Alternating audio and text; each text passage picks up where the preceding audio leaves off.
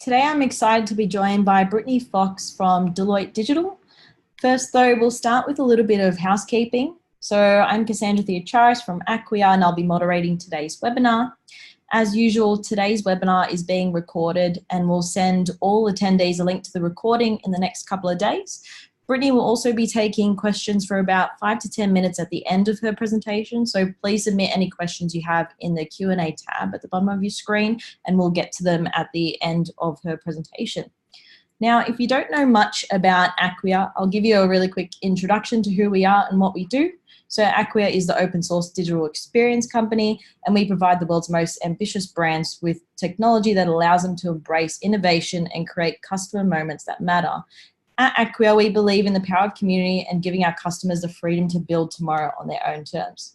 On that note, I'd like to introduce today's speaker. So today I'm excited to be joined by Brittany Fox from Deloitte Digital, one of our global partners. And Brittany has worked with top tier vendors such as Salesforce and consulting firm Deloitte Digital across some of the largest brands in APAC to support in every facet of digital transformation, working with clients through the good, the bad, and the ugly. So with that introduction done, I'd like to hand over the mic to Brittany to begin. Thank you for that. Well, guys, I really want to spend today giving you guys the tools to go to the next stage in your journey of digital transformation. We start off so often not knowing how to get to the next place, and I came from client side to give you a little bit of history about myself, and I constantly was just a one-woman show trying to do new things, trying to do implementations or work with an implementation that happened before I got there, and I didn't have the tools to go to that next place or to go to that board meeting with the next thing I wanted to do. So a digital transformation is a huge buzzword at the moment, but I want to break it down and make it something that you guys can work on pretty easily.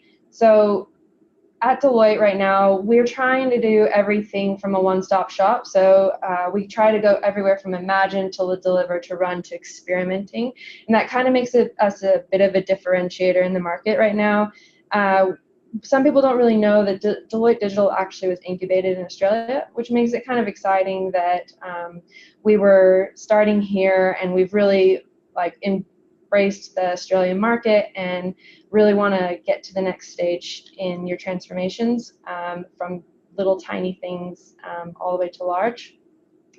And that can go from your digital core, which is your front-end strategy, the back-end offices, your expertises, processes, systems, and then going into the experience, so focusing on the customer experience and demonstrating value at each touch point. And then you can start thinking about those digital transformations. Like, do you need to implement something big? You need to disrupt before you're disrupted. And being transformational is the new norm. So I know that some of you work in small businesses or large businesses. Everything from core to digital transformation might just be under one person, or you might have large teams that are trying to do all of this. And so I've been in a few of those different positions, and we hear so many different things, and some of these things I've even said myself. So I've been where I know I just need to get an app out the door, or I need to get a campaign, and I might need help just getting that little part. Where do I start? Down to the people who are like, oh gosh, we've got this digital team we created a while ago, but we actually don't know what the next step is to make us digitally going innovative. We need to change our roles a little bit.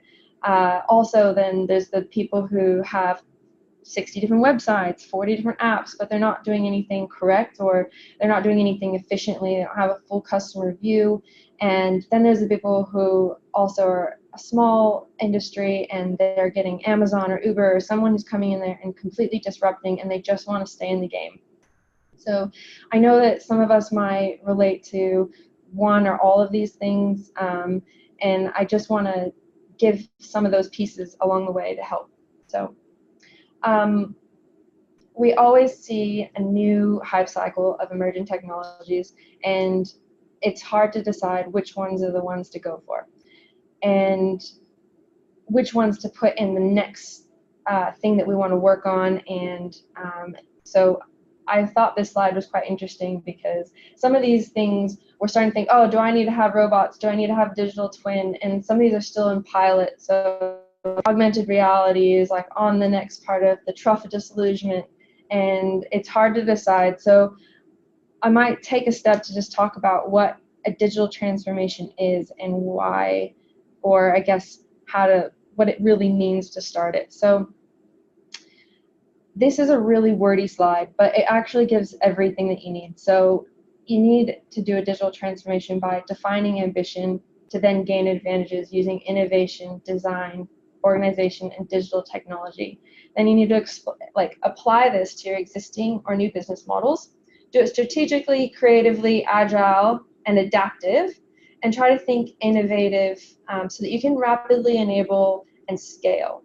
So really what that means is future-proofing your business. So bulletproof migrations, future-proofing, always thinking not just about doing something really small, really quick, but thinking way outside of what could be possible. What do we want to do?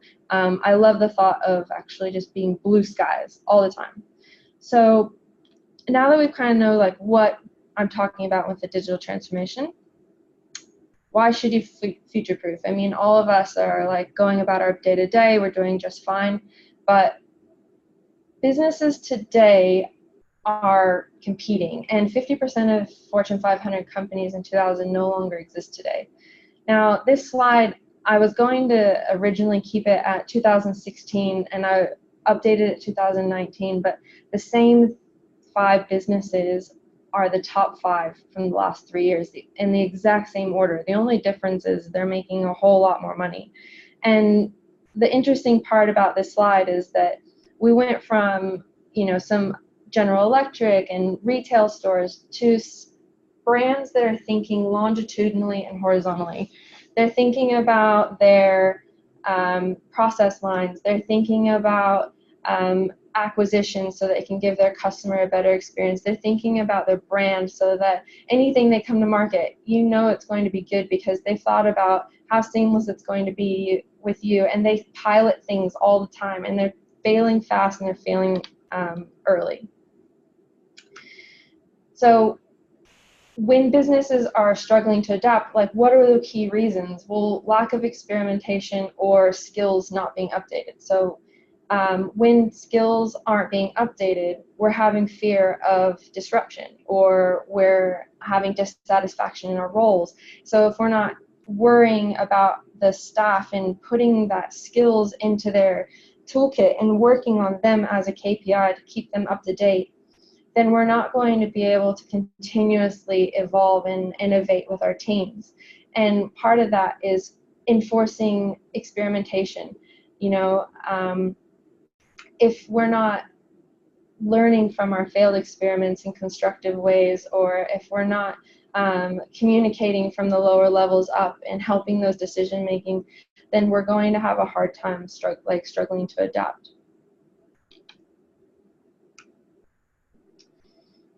I don't know, but I think sometimes when we're in our roles, we think from our perspective, not necessarily from a consumer's perspective.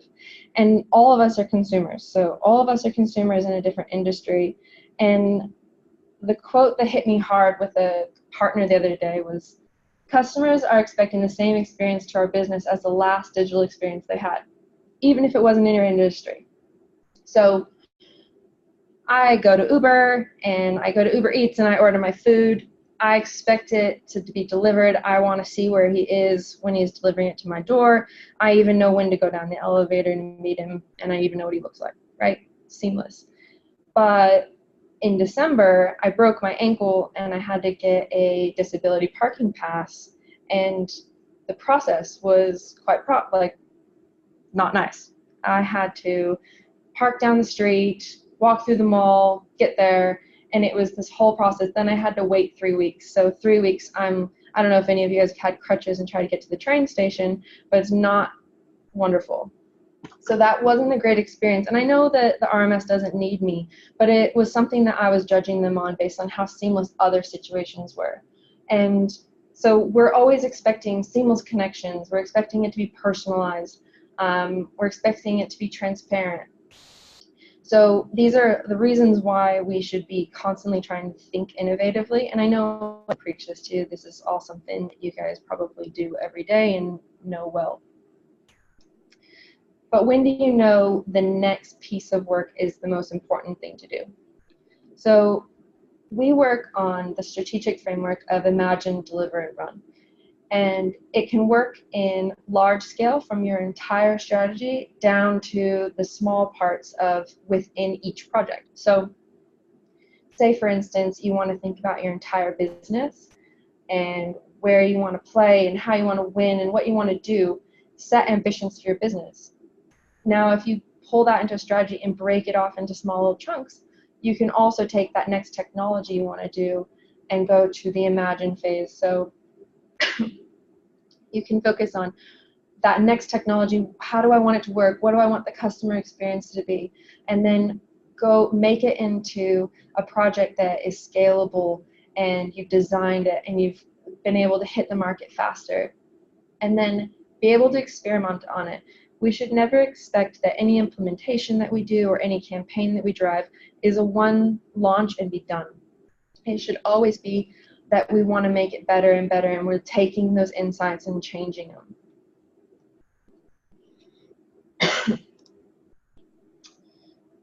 So what is ambition? I know that a lot of us probably have KPIs and we want to hit that sales figure, but what is the ambition that we want to hit for our customers or our clients? And is it big enough? And then define it. Can you break it down? Discuss the advantages with your business and show whether these advantages actually show up in your current business model. If they don't, what types of things do you need to implement in order to go along the next line, that next step? So designing and delivering on that ambition. The best way I like to do that with is thinking in a strategic cascade. So this one's really great because as you answer each question, you should be able to loop back and answer the predecessing question. So what is your winning ambition? Do you want to sell a certain amount of goods in this next year? Then where will you play to do that? Are you in the right places in the market? Are you branding yourself correctly? Are you only doing above the line marketing, or are you doing digital? Are you doing just display ads, and how much cost per click is that? Is that really where your market is, or is it just what you think you should be doing? And then how will you win? Can you measure it? You need to figure out a way to measure a success. It can't always just be dollars. I know that lots of us are in this weird limbo place of, I want to show that I'm driving value in marketing or in IT, but I don't know how to show that I'm winning in this implementation or what I'm trying to do. And then when you start to get down the line, what capabilities do I need in place? What technologies do I need? What management systems are required? Who do I need to help me get there? And once you can start getting all of these answers for these questions for each item that you're trying to go on, then you can start getting to the next stage of prioritizing. But I kind of mentioned before of how do you show value. And so a lot of us play in this world of showing value through customer value. So, sorry, I'm coughing. If a customer likes something or opens an email or shares something, is that driving value or being seen as value to your business? So how much are they promoting you? How much are they spending? But what is the cost serving them as well? If you can put those together, you can start getting the customer experience value that could show up as another metric for you other than just money in this case. This slide is really busy, but it kind of gives this amazing little framework. So once you can get past the defined value, where you show how satisfied they are by how much they're promoting and talking about you and how much they're spending versus how much it costs, then you can start getting all the data on them to actually create segments and understand that which customers are driving the most value. So we did this project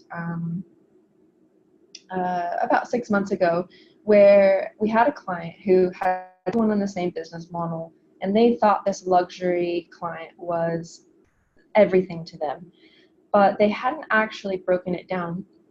And what we found when we did it based on risk and value was that this customer's actual bread and butter of the business was these low income, high value customers. But what that helped us do was that we learned that their people they had been giving the same exact way of treating their clients, they needed to now change their strategy and give those luxury market people more attention, because they were actually low value, high risk. They were paying a more premium account manager, but they were actually more likely to cancel because they were dissatisfaction because the current model wasn't supporting them.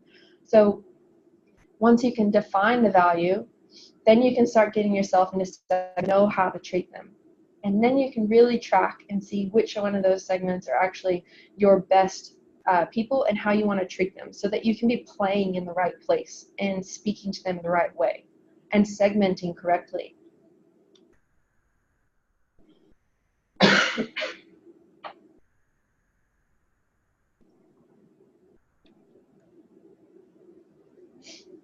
So we've started to get our list of items that we want to do. We know what we want to accomplish. We know that we've got our regular business objectives, things that we do on our day-to-day. That's your core. That's the things that you're going to be working on 70% of the time. Your adjacent are those things like, it's in my roadmap, I want to do it. You need to be focusing about 20% of the time on that. And then your transformation are those things that, like, you just don't know what they are yet. They might be in that wish list of things that it sounds really cool, but you haven't actually figured out if it's going to be viable to your business. So those things are going to be in Horizon 3. And Horizon 3 will always be Horizon 3, but as you start to figure out what your business needs, more things will go into the core and more things will start to become your normal day-to-day business, because you're experimenting and you're figuring out your unknown needs to your known needs.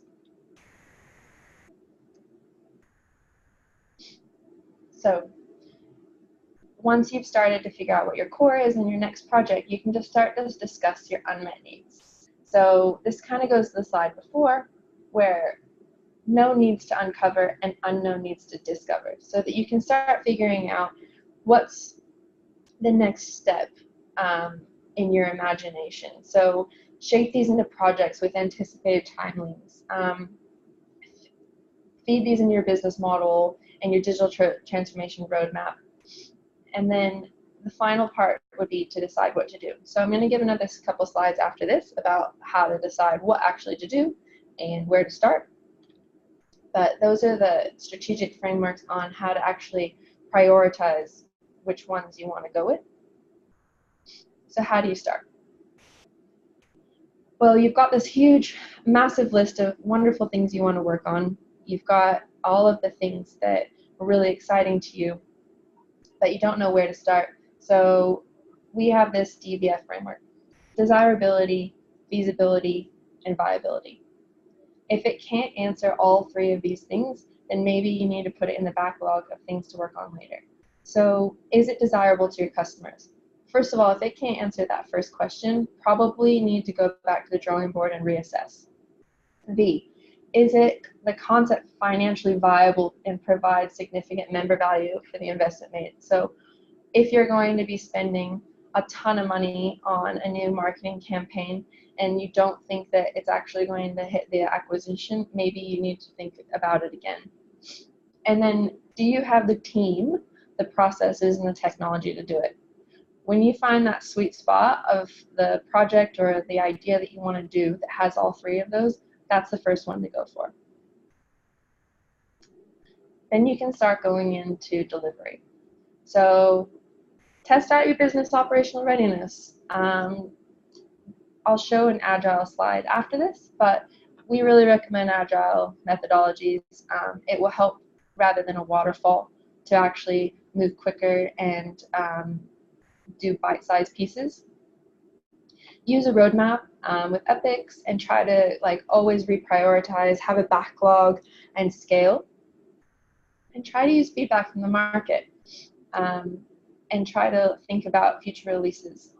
The outcome from this would be that like come to life with budget and speed, and that you can have confidence gained if you're constantly going from a scalable delivery, then you can always be releasing small bits and learn from those so that you're building on yourself.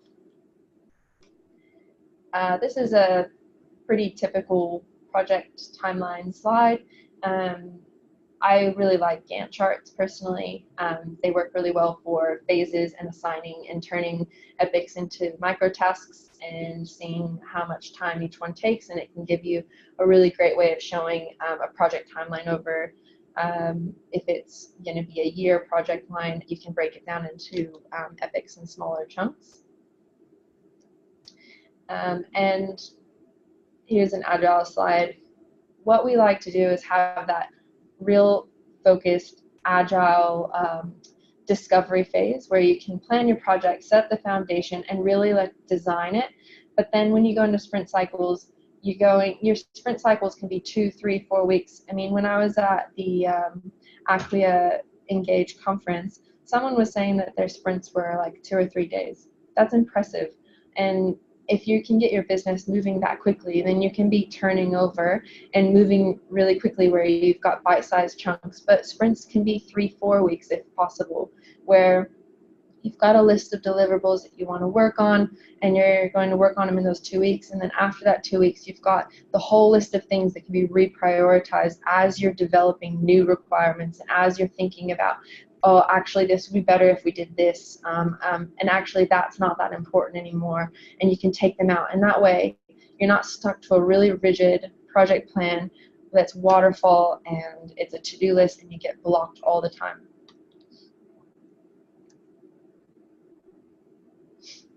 So once you've started to get sufficiently mature, you can start transition resources, build tighter integration to core systems, develop organizational planning models, and reach stakeholder alignment. So focus on business efficiency, monitoring, support. And the deliverables can include anything from revenue, cost, like HR, brand, these can be used for anything. Resource transition assessments, determining low resources are being moved into the core organization. So as I was saying before, moving things outside the transition into your core as they become a little bit more feasible in things that you're doing on a more regular basis. So I kind of flew through that, but there's some frameworks there that will help you at least prioritize and start deciding on what to work on, and then going from an agile perspective in projects. Then when we start to go into success factors of how we can get digital transformations going, we can start looking at small to big things. So a large one that I'm going to call out is culture. I came from a place where I was a one-woman marketing team and trying to plan campaigns that were across the entire country, and I was always trying to learn new technology, and I got kind of told by a manager, like, sit your butt in a chair and do your job. That's not really going to be feasible for someone who wants to constantly try to evolve and change. And so I know it's easy for me to say that culture will drive change. I don't know your business, and it has to happen organically. So this is something that I always like to put out there, of that this goes from the top down, and we have to invest in those B players and think about our teams in ways that they can actually try to drive and really take that fire from them, and let them think outside the box, give them time to think, give them time to try to learn and adapt and experiment, because that's when we start to see some really cool things happen, when they're allowed to do more than their day-to-day, and they're allowed to do that. At Deloitte, we use business chemistry as a way to actually tell the type of business like people we have in our business and how projects will run. So the BF is actually me in the corner next to Pioneer and Driver. This is actually a graph from a project I've done recently. I'm a big thinker, and I know that I like to drive outcomes. I know that about me, and I know that I necessarily don't focus on the details. So this is really great because I need my guardians and integrators. I need those people who are going to look at the fine details for me, call me on it, going to help me with those things. So when you're doing a project, it's so, so important to not just have the big thinkers in the room, but those other people in the room that might just be a little bit more quiet, and they might just be in the detail, or they might just be that technology person, because they are the ones who are going to tell you what can and can't be done based on your current situation. And then you can say, great, all right, what do we need to do to get to the next stage? And then if you've got you all in the room, some amazing things can happen when you've got some really detailed thinkers with some big thinkers, and you appreciate that and recognize it. Another great thing that we see are digital maturity. So a lot of people at Deloitte do this with their businesses. It's a way for your team or your business to map how fluid you are and how agile you might be, if you're willing to fail early, fail fast, learn faster. Is it iterative? Are you trying to do hierarchy, or are you being really inclusive? And so this one's just like a nice to have, something to think about. But my favorite is creating a digital landscape with your future wish list. So sometimes I'm a very visual person, and some of you guys might relate to this, but I find it really valuable to put it all on the board, figure out exactly what I have, what do I want, what's in flight, and what do I want to get rid of. Then map out the wish lists for each one, example problems you're having, blockers, pain points. That way you can start to actually just put it out there, like this one's this way, and sometimes it helps the other parts of your business actually understand what is in your brain of how many systems you're trying to work with that the rest of the business may not understand. Well, why can't I do that? Why can't I do that? I'm like, oh, well, this would have to happen in order to have that next step. So I love a digital landscape, and this is just an example, but yeah, I'm sure a lot of you guys have this. So there's some critical success factors for implementations or projects in general. One of the biggest things is bad data. You can have data in a million different places, and it can be stored in different formats. If it's not mapped correctly, if we don't have anybody working on your data or anyone in your teams that's a focus for them, then hire, because it's so important, and it's one of the biggest blockers for any team that you have come in to do a technology implementation is data. The next one is customer strategy. Can't explain how many times we come in to do a project and we're like, great, so what are the goals of this? Like, what do you want the customer experience? And we'll have these huge discovery workshops, and people will talk about what they want to do, what they want to, like, you know, what's going to drive for the business, and all they care about is the attribution or the acquisition of the sale. But it's like, well, what is your customer strategy? What do you want the customer experience to be? And then you have to kind of start over again. You have to kind of go back to the beginning of, like, that's the main point. And as soon as you have your customer strategy, everything will start to flow on from them. Platform migration. I think a lot of us think that we're going to get the world when we're starting an implementation. And technology implementations or projects, they take time, and they have a lot of stakeholder management, and data needs to be ready, and the skills for the team need to be there, and closing the loop, and the training needs to be ready. So having an idea of what the MVP would be for you to feel successful about that project, incorporating the training and enablement in that, making sure you've got a dedicated team to be able to actually focus on that. Because if we have a person doing their day-to-day job and then you want them to focus on this really big project or this implementation, it's just not going to work as fast as you're going to want it. There needs to be some movement for them to be able to do that. Platform usage. So is there automations involved? What kind of reporting are going to be needed? Are there analytics? You know, have you thought about what the campaign will be, or have you documented what has been happening for them and how you want it to be, and documenting the whole way. It's really hard to get through an implementation and then someone leaves the business and everything you had that was knowledgeable was with that person. So it's staying up to date and knowing that you could keep those people's knowledge documented. And then platform support. A lot of people will do implementations and not think about the after effects. There are enablement plans and ways to make sure that this isn't a set and forget anything that you do, and that your team knows that this isn't a set and forget, and that you've got best practice methodologies for integrations. So I kind of went through critical success factors. These are some ground rules that I think are super important of things that we have learned over the years. So include all stakeholders in the room early on. It's really hard to start a project or anything when an IT team decides to buy a certain implementation without the end user in mind, which they could be buying something for HR, or someone's bought a new system and they haven't thought about the sales team, and so that's really important. Strategy starts from the top, but you have to listen to your B players. That kind of goes with the stakeholders part.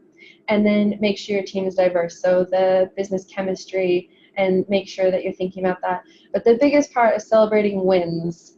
It's so missed so often, but every time if we make an MVP and we do it in sprints, then having a little team-wide celebration, even if it's just like an email to the business of like, look, we really hit some miles today and some really amazing things happened. Create a roadmap that it can adapt to the changes. So the roadmap shouldn't be rigid.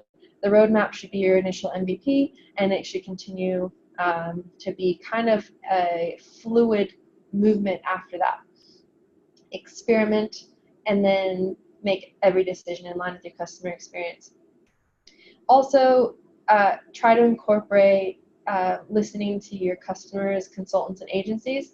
They have external viewpoints, and most of the time we go into projects and you know, we're there to give you advice, and if you're not going to listen, that's your own prerogative, but we're trying to give you another perspective, and it's really important to at least listen to those and think about maybe my opinion might be biased because I've been in the business for too long. Ways to do that could be through interviews and surveys. We find them really valuable with customers. And I've said it before, but create a dedicated team to projects and transformation. Expecting these outcomes on top of your employees' workload won't get you anywhere fast. Learn Agile, pilot, and take feedback and reiterate. And have sprint retros. So when you're celebrating, we love to do a bit of a sprint retro. So after every sprint, we think about what did we do wrong, what did we do right, what should we continue doing, and in a supportive way, try to get to the next phase of like, okay, so this next sprint, we're going to work on these things, and these are really important to us, and we're also not going to do these things. So retros are really important to the success in constantly experimenting and doing better in every sprint, so that your project is getting more and more efficient as it goes. So the whole goal is to go from the exploring phase to the being. So doing is just doing your normal job every day, and we just don't want you to get stuck there. So if the only thing I can leave you with today is try to imagine, deliver, and run, use some strategic cascades, or use the DVF framework, create a project plan and work together as a team, scale and experiment. But overall, really try to experiment and invest in teaching your teams to work on their technology knowledge and try training. A lot of technologies will have releases, and if you're setting a KPI for your team to learn those releases and educate the rest of the team, you will be incrementally changing with the technology, and you won't be a implement and now you've forgotten one. And whenever we learn something new, we should share it. We should share it with everyone so that they are all up to date and it's not holding on one person. So I think that is it for me.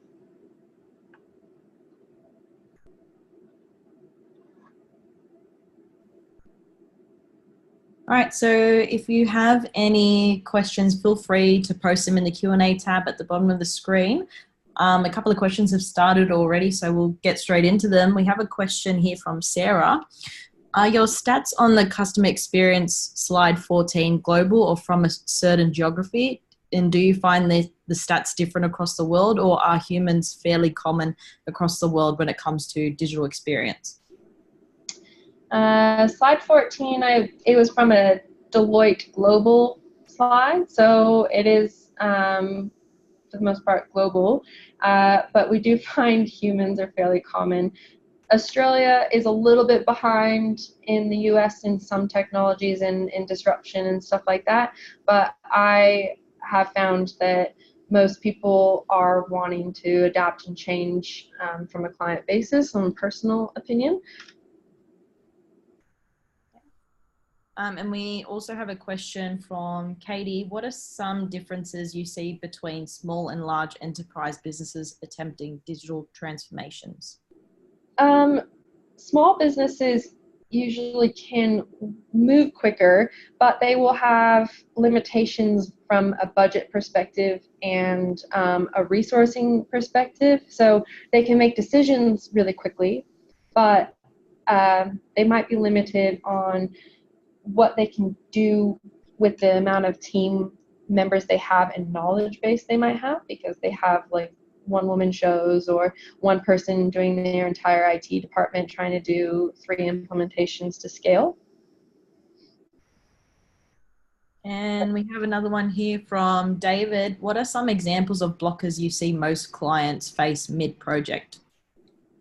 I think the main one is other in-flight initiatives. So we have projects that happen all the time where there's another project that's happening and it will rely on that project completing. You know, you're finishing your website, you want to do an analytics implementation, but you kind of need the website to finish being designed, which puts that one on hold. And then data work a lot of the time. So when we have clients that have wanting to do a marketing cloud implementation or an analytics implementation, but they have their data in a million different places, so it's really hard to segment or get a real customer view. And then another one is time. So when we don't have people who are available because of holidays, they leave, the business is really busy, they can't actually make time for the project to be done or answer those questions or give the thoughts to thinking, then it's going to go slower and we get blocked a lot. And we have a question here from Prashath. Sorry if I pronounced that wrong. If there is one thing that can clearly derail a DBT initiative, what would that be according to you? Derail it. Well, currently I'm on a project right now where priorities changed at lunch, and then your entire project plan is thrown out the window and you've got to restart. So yeah, I think Alan answered, so it's alignment. Yeah, that's a good answer, because a lot of times if not everyone is on the same page for what you want to have happen, and then one person's calling the shots, it's going to derail projects quite often, and there's got to be everyone on the same page and wanting to make decisions together. And another one here from Mary Ann. How do you get a business ready for digital transformation if some key staff are digital adverse? get them excited through one of my favorite things is to do kind of ideation workshops, is bring them on the journey. Think about what they want to do without a technology part. Think about what they want to do with their customers, and then work back from that. If they aren't wanting to be digital and they're just wanting, I mean, it depends on what their role is, but explain to them how the customer experience will be different and how much better it will be. And some people just want to hear numbers, so that customer experience value could help a lot with that. And we have one more here from Ben. Who in the business are critical to the success of a project that you wouldn't expect?